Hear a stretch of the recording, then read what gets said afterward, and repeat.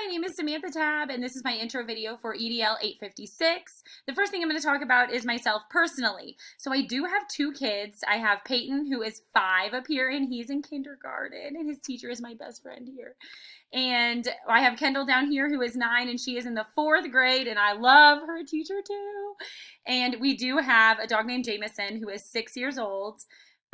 We got him when I was about 8 months pregnant. So the month before I was due with Peyton, we got this big giant dog, and it was a total impulse thing, but him and Peyton have gotten to grow up together, and I just think it's the cutest thing.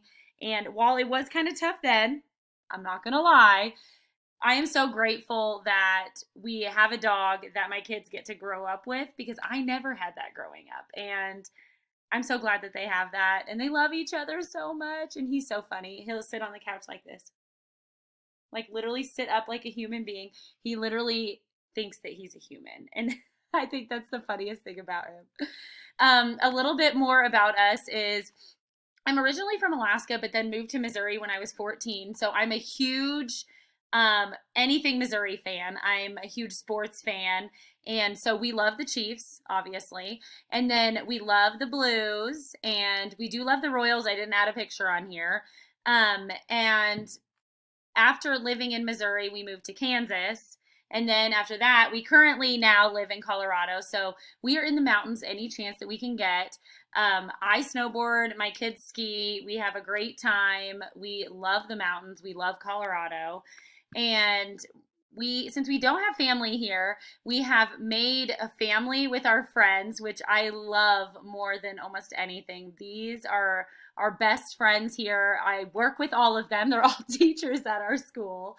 But I just love the relationships that we have made here in Colorado, and we can always count on these people to help us through anything. A little bit about myself professionally. I went to Missouri State University in Springfield, Missouri for 4 years and got my undergrad in elementary education. After that, like I said, moved to Kansas. I taught kindergarten there for 2 years, first being a guest teacher for 1 year. And then after that, we moved to Colorado Springs, Colorado, where I work in District 49. And I taught first grade for 2 years in person. And now, lucky me, I am the first grade e-learning teacher. And there is a total story behind that. I work with the most fabulous people on my team. We are like the best team in the school. Don't tell anybody. But when we went back to school, they were like, all right, guys, we need an e-learning teacher per grade. And there was no hesitation. Literally, my whole team was like, she's it. And I was like, me? Okay. And went with it. And I'm literally loving it. It's hard. It's so much work. So if anyone out there is teaching virtually, it is so much work and it is hard. But I'm enjoying it so much, and learning so much that I get to help everyone around me with technology-wise. All right, so now getting to the assignment questions here.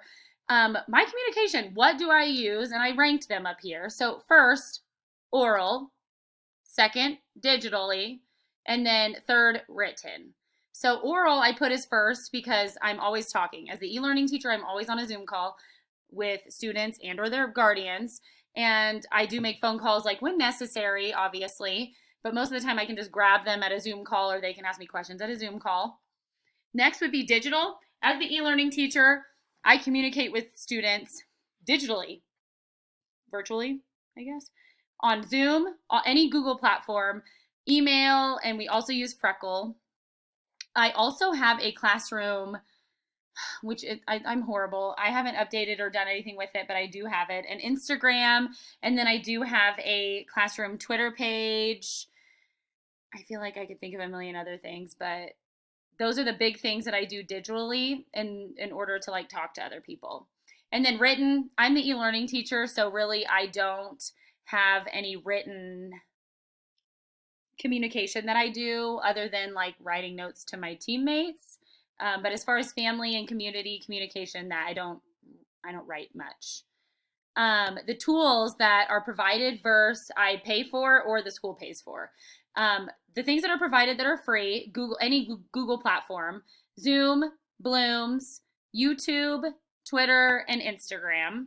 And then paid for, I did put Teachers Pay Teachers here because I do buy things off of Teachers Pay Teachers that I use as communication, as far as daily slides or any letters that need to go home.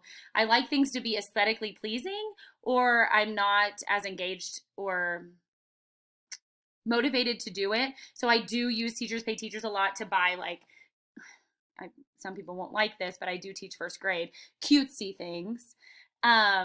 Another thing that I actually pay for is Boom Learning, so like the Boom Boom cards.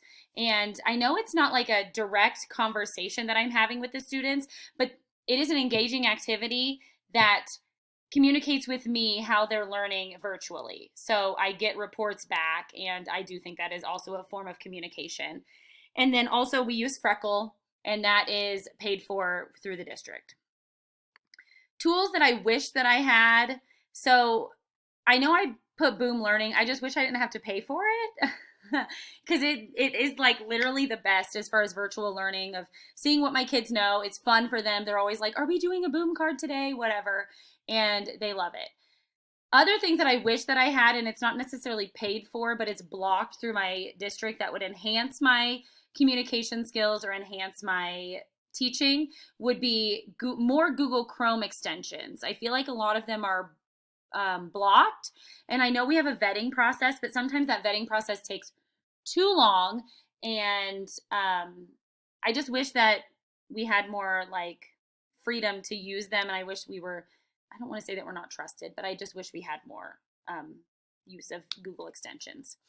All right, so then as far as the assignment resources, which I loved, by the way, the first question that was on there was, how does this information shared impact my introductions in my professional life? Well, believe it or not, being vulnerable with other people is kind of hard for me. So this information that I took from that was like, be more vulnerable, be more open. I feel like I'm a very open person, an open book, almost to the point where I don't want to say like a bad taste, but they're like, whoa, she is too much, to this, to that. And then they come around and end up being like, oh, well, this is why, this is why. But if I started out with a story about myself, they might understand why I am like the way that I am. And I wouldn't have to go through that awkward phase of being too much. So I really did like the vulnerability part. I loved the storytelling part because I love listening to stories. I love telling stories.